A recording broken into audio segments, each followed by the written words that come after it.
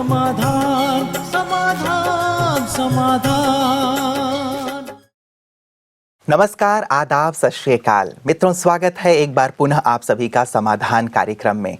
समाधान आपकी सभी समस्याओं का समाधान लेकर हर बार उपस्थित होता है। आपके मेल हमें लगातार प्राप्त हो रहे हैं। पहले मेल प्राप्त हुआ करते थे समस्याओं से जुड़े हुए, अब मेल प्राप्त हो रहे हैं कुछ जिज्ञासाओं से भी जुड़े हुए। आप अपने हर प्रकार के प्रश्न हम तक अवश्य पहुँचाते रहें, क्योंकि ये मंच हम बार बार यही कहते आए हैं और कहते रहेंगे, आपका है, ये हमारा परिवार है।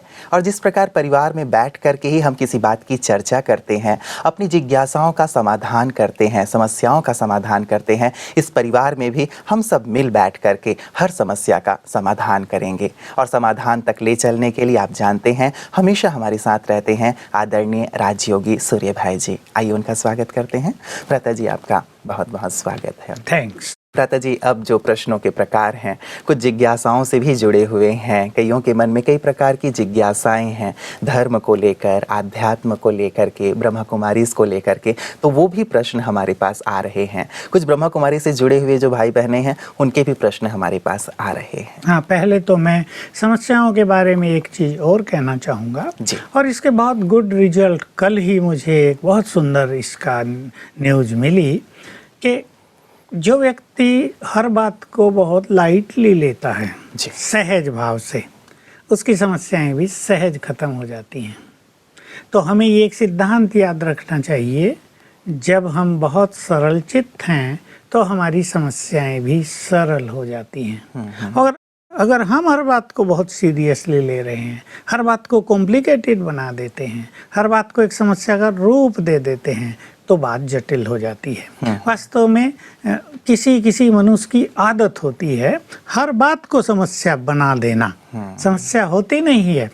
तो सभी हमारे दर्शक इस बात पर भी ध्यान दें कि जीवन में सारे दिन में अभी 24 घंटे हैं, अनेक बातें हैं, हम किसी बात को समस्या न बनाएं। फॉर एग्जाम्पल, रात को सो ही रहे हैं, एक व्यक्ति को खर्राटे आ रहे हैं, जी, दूसरा व्यक्ति परेशान हो रहा है, तो उसके लिए बहुत बड़ी समस्या कि अरे भाई सारा दिन तो हारे थके आए, सारा दिन काम किया, अब यहाँ सोने आए थे, यहाँ भी वही समस्या, तो वो परेशान हो रहा, नींद खराब हो रही, बाकी भी नींद छूट गई सोच सोच के। अब देखिए मेरा अनुभव, हम भी 5 लोग एक साथ रहते थे, तो एक को खर्राटे आते थे, अब रोज ही आते हैं उसका, और कभी कभी रात को अचानक नींद खुलती थी, उसको जोर से खर्राटे आए तो नींद खुल गई। तो मैं बिल्कुल परेशान नहीं होता था, मैं सोचता था एक बहुत स्वीट सॉफ्ट म्यूजिक बज रहा है और मुझे इसको एंजॉय करना है, और मैं सो जाता था। तो देखिए कुछ लोग दुखी हो जाते थे। बिल्कुल। तो हम हर बात को समस्या बनने न दें, बहुत लाइटली जीवन में ले। भ्राता जी, मेल्स जो हमारे पास आए हैं मैं अब आपको उस ओर ले चलता हूँ। भ्राता जी, जो पहला मेल हमारे पास आया है, ये आया है ज्ञानपुर यूपी से। कृपा शंकर तिवारी जी लिख रहे हैं और ये कहते हैं कि मैं बहुत पहले से ब्रह्मा कुमारी इसके बारे में सुनता रहा हूँ, लेकिन वहाँ इसलिए नहीं जाता था क्योंकि इसके ब्रह्मा कुमारी नाम से लगता था कि ये शायद महिलाओं के लिए ही है। अब पता चला है कि यहाँ पुरुष भी जा सकते हैं। मुझे लगता है कि ब्रह्मा कुमारी नाम से मेरी ही तरह बहुत सारे लोगों को कन्फ्यूज़न होता होगा। इसके लिए यदि आप कुछ करें तो पुरुष भी ज़्यादा से ज़्यादा आपके विद्यालय में जुड़ेंगे। बिल्कुल, बहुत अच्छा सजेशन है, और तिवारी जी को मैं कहूँगा कि ठीक कहा उन्होंने। बहुत सारे लोग ऐसे ही बोर्ड पढ़कर सोचते हैं कि भाई ये तो महिलाओं की संस्था है, लेकिन जब वो यदा कदा देख लेते हैं कि पुरुष भी आ जा रहे हैं, छोटे भी आ जा रहे हैं, बड़े भी आ जा रहे हैं, और कहीं ना कहीं किसी से उन्हें न्यूज़ मिल जाता है कि ये सब के लिए है, तो वास्तव में हम ये स्पष्ट कर देना चाहते हैं कि ब्रह्मा कुमारी ईश्वरीय विश्वविद्यालय तो एक एजुकेशनल सेंटर है, जहाँ पर मनुष्य को spiritual education, moral education, positive thinking की एजुकेशन, समस्याओं के समाधान की एजुकेशन, टोटल लाइफ की एजुकेशन, हम इसे कहें art of living, art of good living दी जाती है। तो सभी के लिए ये खुला हुआ है, परंतु क्योंकि इसके जो संस्थापक थे, जिन्होंने शरीर छोड़ दिया 69 में, उन्होंने मात्र शक्ति के महत्व को समझा था और ये रियलाइज किया था कि मात्र शक्ति सारे संसार का कल्याण कर सकती है। मात्र शक्ति में चेंज, उन्हें शिव शक्ति बना दिया जाए, उन्हें प्योर बना दिया जाए, तो उनके द्वारा जग का कल्याण हो जाएगा। तो इसलिए उन्होंने नारी जाति को बड़ा महत्व दिया और उसको ही प्रायोरिटी देने के लिए नाम रख दिया ब्रह्मा कुमारी ईश्वरीय विश्वविद्यालय। लेकिन कहीं कहीं जब ऐसी समस्या आती है तो नीचे हम बोर्ड पे अवश्य लिखा देते हैं कि ब्रह्मा कुमार कुमारियाँ सबके लिए ये ओपन है, और बिल्कुल स्पष्ट संदेश मिल जाता है कि सभी मनुष्य चाहे किसी भी धर्म के हों, किसी भी जाति के हों, हिंदू धर्म में भिन्न भिन्न जो संप्रदाय हैं उनमें से किसी के भी हों, सबका यहाँ वेलकम है और सबके लिए समान एजुकेशन यहाँ है। तो तिवारी जी इस बात को अब समझ ही गए हैं, उनका भी काम है अपने साथियों को ये बात समझाना और ये कन्फ्यूजन दूर करना। बहुत सुंदर भ्राता जी, मैं अगले मेल की ओर आ रहा हूँ। ये मेल हमारे पास आया है मऊ से और SL सिन्हा जी लिखते हैं कि मैं 61 वर्ष का हूँ और अब रिटायर हो चुका हूँ। जब मैं कार्य करता था तब मैं बहुत एक्टिव रहता था, लेकिन अब चूँकि मैं फ्री हो गया हूँ इसीलिए मैं बहुत ज़्यादा अकेलापन महसूस करता हूँ और मेरे बच्चे भी मुझसे अलग रहते हैं। तो इस अकेलेपन को दूर करने के लिए मैं क्या करूँ? हाँ, ये समस्या भी अनेक रिटायर्ड लोगों की होती है जी। क्योंकि मेंटली वो बहुत अब काम नहीं रहा है उन्हें। पहले तो बहुत एक्टिव थे, कुछ ना कुछ काम उनके पास रहता था, इसलिए उनकी जो क्रिएटिव पावर है वो यूज होती रहती थी। तो सिन्हा जी के साथ भी यही हुआ है। बहुत लोग रिटायर होने के बाद सचमुच टायर हो जाते हैं और कई लोगों का ऐसा भी होता है कि वो 8-10 घंटे घर से बाहर रहते थे तो एक नया माहौल उनके सामने रहता था, नई चैलेंजेस रहती थी, नए लोग उन्हें मिलते थे, कहीं वो कुछ करते थे कहीं दूसरे कुछ करते थे। इस तरह वो बहुत क्रिएटिव रहते थे, एक्टिव रहते थे। लेकिन हो ये गया कि अब उन्हें घर में रहना है, अब उन्हीं लोगों के साथ रहना है रोज। अब वहाँ घर में कोई उनको पूछता ना हो, जैसा सिन्हा जी के साथ है। बच्चे अपनी पढ़ाइयों में मस्त हों, पोतरे जो भी होंगे, तो ऐसे में मनुष्य बोर होने लगता है। तो और इनकी कंडीशन में ये है भ्राता जी कि बच्चे अलग रहते हैं। हाँ, बच्चे अलग रहते हैं तो बिल्कुल ये तो अकेले हो गए होंगे दोनों, तो बोरियत इनको होना बिल्कुल नेचुरल सी बात है। लेकिन फिर भी देखिए, मनुष्य को रिटायर लाइफ में अपने को बिजी रखने के लिए कुछ ना कुछ अवश्य करना चाहिए। हमारे ईश्वरीय विश्वविद्यालय में आने वाले भी ऐसे बहुत सारे लोग हैं, लाख होंगे जो रिटायर्ड लाइफ जी रहे हैं। तो मैं उन्हें कुछ सजेस्ट कर देता हूं और उनका जीवन बहुत सुखद हो जाता है और वो बिल्कुल बोर नहीं होते, बल्कि उनकी बहुत ज़्यादा उन्नति होती है, वो और क्रिएटिव और एक्टिव हो जाते हैं। तो मैं उन्हें कह देता हूं, हमारे यहाँ बहुत अच्छा सत्साहित्य है जिनको हम अव्यक्त ईश्वरीय महावाक्य कहते हैं, आप उन्हें पढ़ लीजिए रोज एक, उनके मुख्य पॉइंट्स लिखिए, उन पर चिंतन लिखिए अपना। तो ये फिलोसॉफिकल चिंतन, ये स्पिरिचुअल चिंतन मनुष्य को बहुत एनर्जी देता है। इसमें वो 1 घंटा लगाने लगे रोज। तो एक रेगुलर हमारे पास ये जो अव्यक्त महावाक्य हैं, इसकी हजारों चीज़ें हैं हमारे पास, तो उनके लंबा समय इसमें निकल जाता है। फिर जब इनका चिंतन होता है तो चिंतन नेगेटिव खत्म हो जाता है और पॉजिटिव चिंतन में इनका मन चलने लगता है। उससे भी जीवन में बहुत आनंद रहने लगता है। और देखिए, जब मनुष्य खुश रहता है तो उसका जो मन का बूढ़ापन है वो भी खत्म हो जाता है। वो अपने को बहुत एनर्जेटिक, बहुत एक्टिव फील करने लगता है। तो मैं इनको कहूँगा कि आप भी थोड़ा राजयोग सीख लें और राजयोग सीखकर अब एक लाइफ इन्होंने पूर्ण कर ली है। वो लाइफ सिन्हा जी ने देख ली है, उसमें उतार चढ़ाव, चैलेंजेस, अपनों का व्यवहार और परायों का व्यवहार सब अनुभव में आ गया है। लेकिन अब जरा स्पिरिचुअल लाइफ को देखें और जो अकेलापन फील होता है तो उसको समाप्त करने के लिए ये जो हमारा राजयोग मेडिटेशन है, ये वास्तव में एक बहुत ही कारगर उपाय है। क्योंकि इसमें जब हम परमात्मा से बुद्धि योग जोड़ते हैं तो हमें उसके मिलन का एहसास होता है और हमें ऐसा लगता है कि वो हमारे साथ है। तो उसकी थोड़ी सी भी उपस्थिति लंबे समय तक हमारे मन को आनंदित कर देती है। मान लो किसी ने 15 मिनट बहुत अच्छा योग अभ्यास किया तो आई एम श्योर के 2-3 घंटे उसके आनंद में बीतेंगे। इससे और दूसरी चीज़ ये कि वो भगवान से अपना कोई नाता जोड़ लें।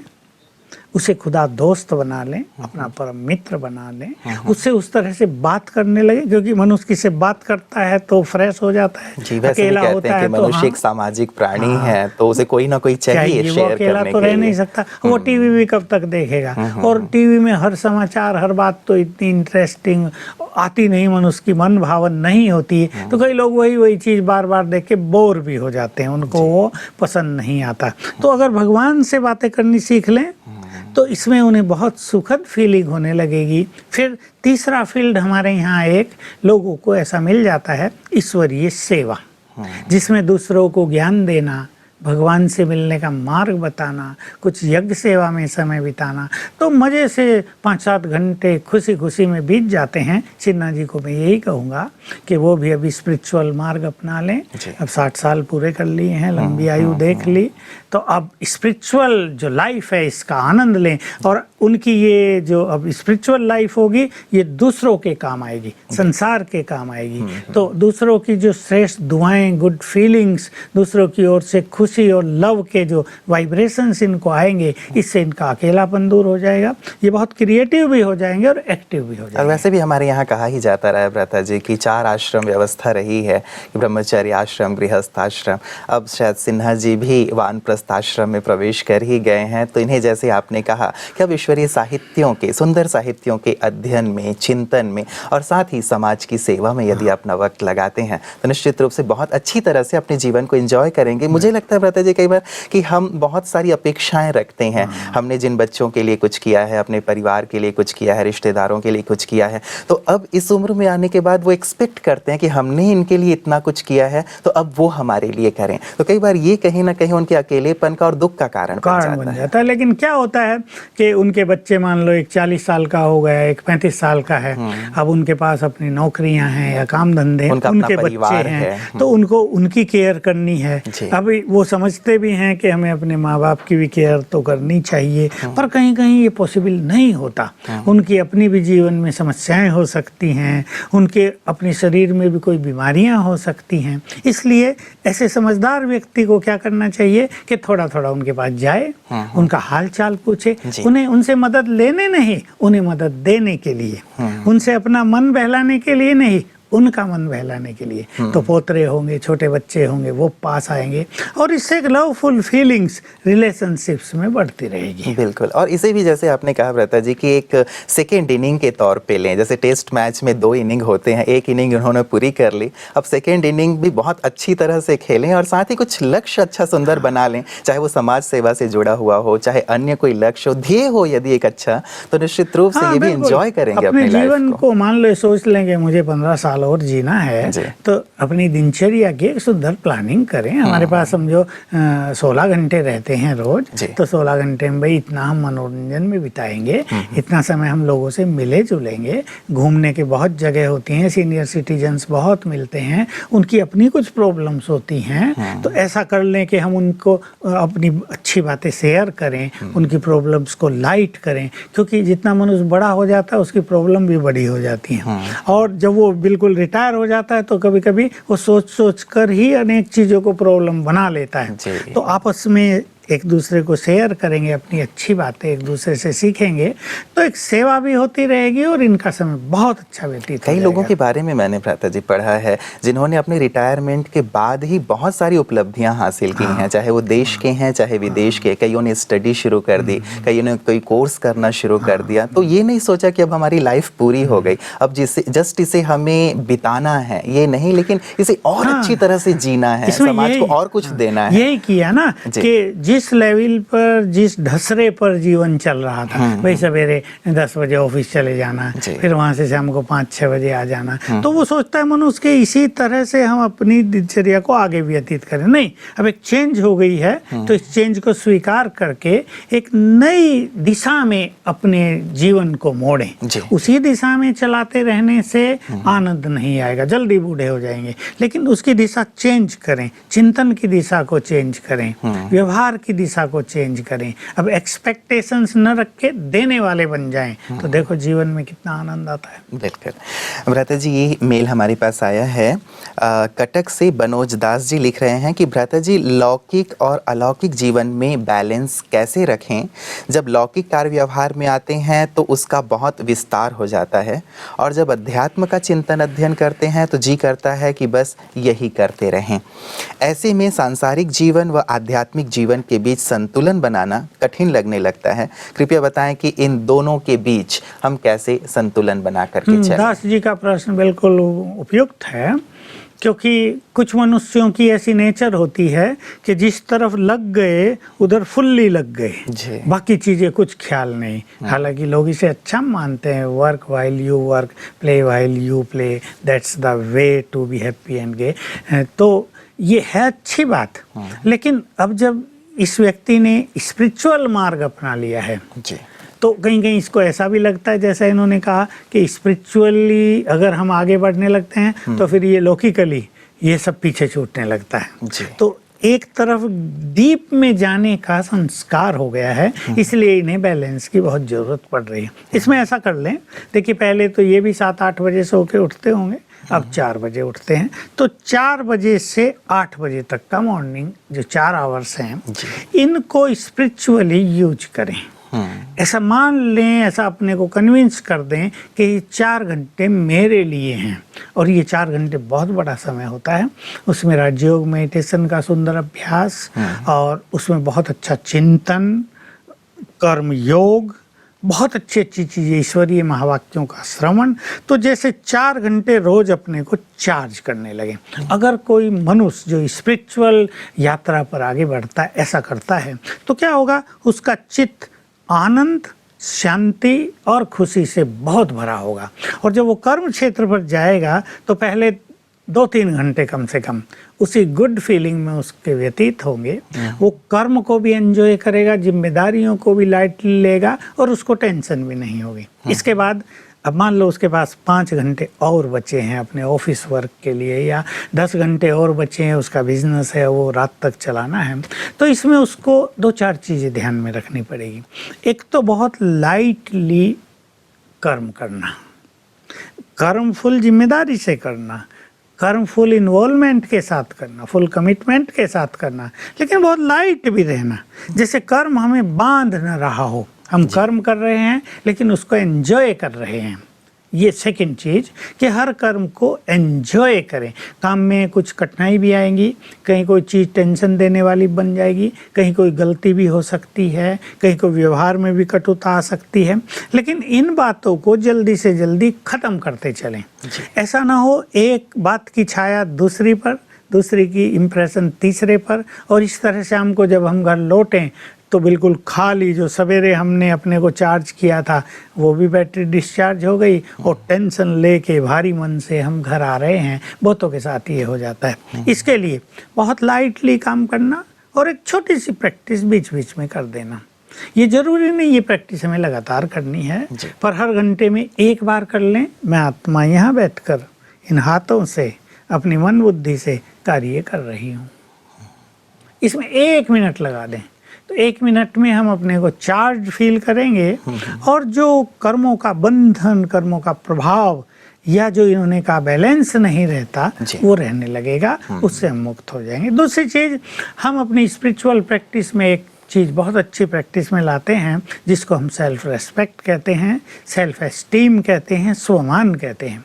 तो एक दिन के लिए स्वमान की कोई एक पॉइंट ये कर्म क्षेत्र के लिए ले जाएं। और मान लो ये बहुत व्यस्त भी हैं, वो कंप्यूटर इंजीनियर है, उसे सॉफ्टवेयर बनाने हैं, उसको 10 घंटे कंप्यूटर के साथ काम करना है, तो वो 10 घंटे में 20 बार कम से कम उस स्वमान को याद कर लें।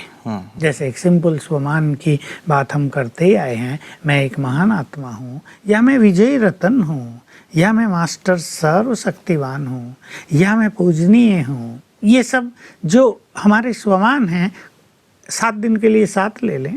एक को लेकर 10 घंटे अगर काम करना तो 1 घंटे में 2 बार इसे याद करेंगे, तो इसका प्रभाव कर्म पर रहेगा, कर्म लाइटली पूर्ण होगा। क्योंकि हम ये देख सकते हैं सूक्ष्म गति, अगर मन में उलझन बहुत है मन बहुत निगेटिव है तो हमारे मन से निगेटिव एनर्जी का फ्लो होगा, कर्मों को वो पूरी तरह प्रभावित करेगा, कर्म बिगड़ते रहेंगे। मान लो एक मैकेनिक है और वो मोटर बाइंडिंग का काम कर रहा है, मोटर जल गया है, उसको रिबाइंडिंग करनी है।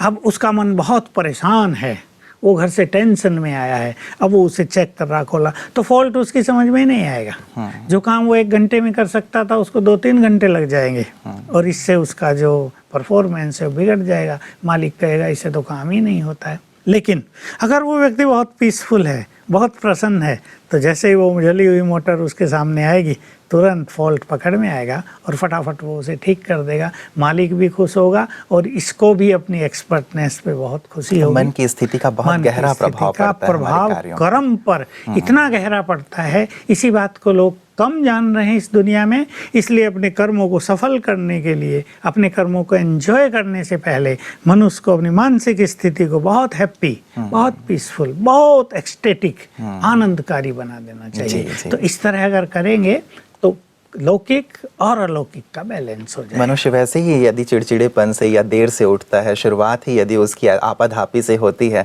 तो कहीं ना कहीं कर्म क्षेत्र में जा करके उसे परेशानियां सामना करनी पड़ती है और वो बहुत ज़्यादा असफल भी रहता है। बिल्कुल, बहुतों के साथ यही हो रहा है कि जब वो सवेरे उठते हैं तो उठते ही कोई निगेटिव विचार मन में है, कोई टेंशन उनके सामने खड़ी है, कोई प्रॉब्लम उनको फेस कर रही है, मुंह बाए खड़ी है जैसे, तो उठते ही उनका मूड ऑफ हो जाता है जी। और पास्ट डे का अगर बहुत गहरा इफेक्ट हो कि समस्या से लड़ते लड़ते वो सोया हो तो उठते ही वही उसको होगा, तो ये बहुत ही बुरी चीज है।